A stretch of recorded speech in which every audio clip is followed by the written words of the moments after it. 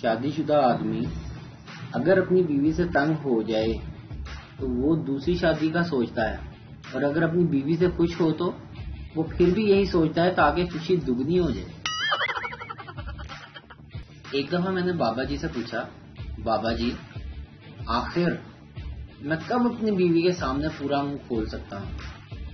بابا جی نے انتہائی نایاب الفاظ بولے، بیٹا صرف جمائی لیتے وقت۔ ہماری سرائیکی اتنی میٹھی زبان ہے کہ اگر کسی نے آپ کو پاگل بھی کہنا ہو تو کہتے ہیں سائیں تساں بھی بادشاہ بندے ہو۔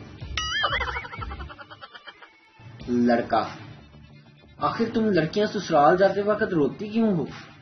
لڑکی، اگر تم کو کوئی گھر سے دور لے جا کے جھاڑو پوچھا لگوائے تو کیا تم ناچو گے؟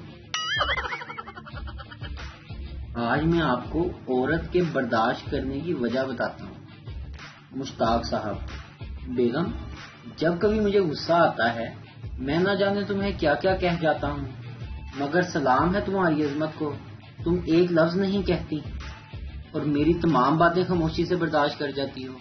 آخر تم اپنا غصہ کس طرح کنٹرول کرتی ہو؟ بیگم مشتاق، جب بھی کبھی میری تم سے لڑائی ہوتی ہے میں اپنے لال رنگ کے مخملی جوتوں کو نکال لیتی ہوں اور انہیں سکون سے بیٹھ کر صاف کرنا شروع کر دیتی ہوں۔